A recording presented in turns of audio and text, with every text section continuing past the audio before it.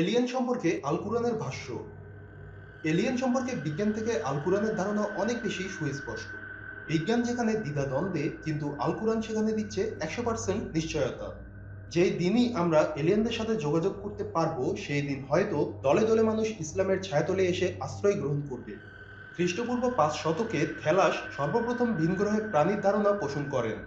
তার ধারণা মতে দৃশ্যমান গ্রহ ব্যবস্থা ছাড়াও অন্য কোনো জীবন বহুল জগৎ রয়েছে। বুটার্স তার ধারণায় চাঁদে স্বর্গের অসুরদের আবাসভূমিকে খুঁজে পেয়েছিলেন। অনুরূপভাবে মধ্যযুগের জ্যোতির্বিদগণও পৃথিবীর বাইরে অন্যান্য গ্রহে জীবনের কল্পনাই শুধু করতেন না, তারা কল্পিত জগৎগুলোর সঙ্গে যোগাযোগ স্থাপনেরও নিরন্তর প্রয়াস ও ধ্যান ধারণার চিহ্ন রেখে গেছেন ইতিহাসের পাতায়। বিখ্যাত গণিতবিদ সি.এফ. গাউস সাইবেরীয় জঙ্গলের বৃক্ষরাজিতে একটি অতিকায় ত্রিকোণ তৈরির প্রস্তাব করেছিলেন, যা অন্যান্য গ্রহের অধিবাসীগণকে আকৃষ্ট করতে সমর্থ হবে। জে ভন লিট্রো সাহারা মরুভূমিতে জ্যামিতিক পদ্ধতি অনুসারে সুবৃহৎ আকৃতির নালা তৈরি করে তাতে কেরোসিন ঢেলে রাতের বেলায় আগুন ধরিয়ে দেওয়ার প্রস্তাব রাখেন।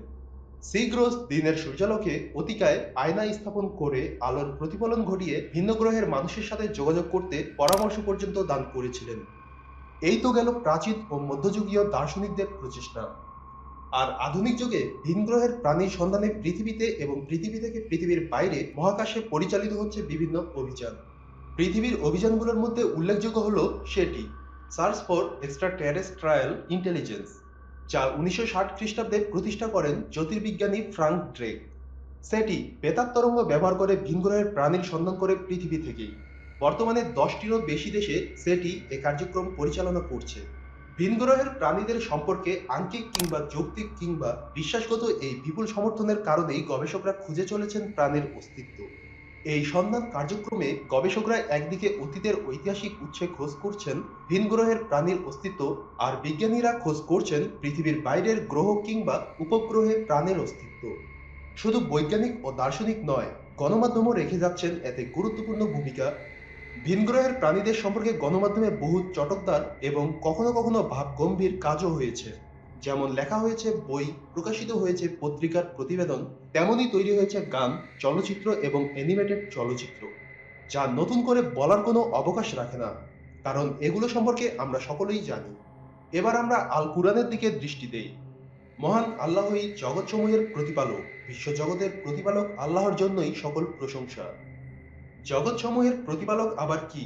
তিনি আকাশমণ্ডলী ও পৃথিবীসমূহ এবং উহাদিগের মধ্যবর্তী সমস্ত কিছুর প্রতিপালক, যদি তোমরা নিশ্চিত বিশ্বাসী হও। তার এক নিদর্শন নবমণ্ডল ও ভূমণ্ডলের সৃষ্টি এবং এতদুভয়ের মধ্যে তিনি যেসব জীবজন্তু ছড়িয়ে দিয়েছেন।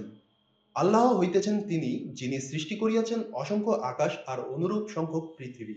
উহাদের উপরও আল্লাহর নির্দেশ অবতীর্ণ হয়, এই জন্য যে তোমরা যেন অবগত হও, আল্লাহ সর্বশক্তিমান ও সর্বাজ্ঞ।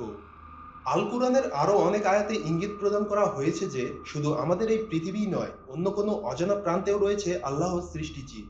কিন্তু এর বিপরীতে মহাবিশ্বের কোথাও প্রাণ নেই, এরকম কোনো বার্তা আল কুরআনে দেয়নি।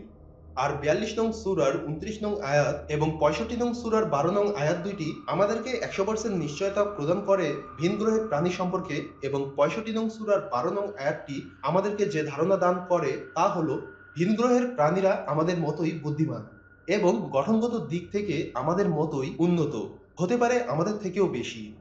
কারণ তাদের উপর যেহেতু আল্লাহর নির্দেশ অবতীর্ণ হয়, তারা অবশ্যই বুদ্ধিমান হতে হবে। তাদের থাকবে জ্ঞান, থাকবে পড়ার ও লিখার ক্ষমতা।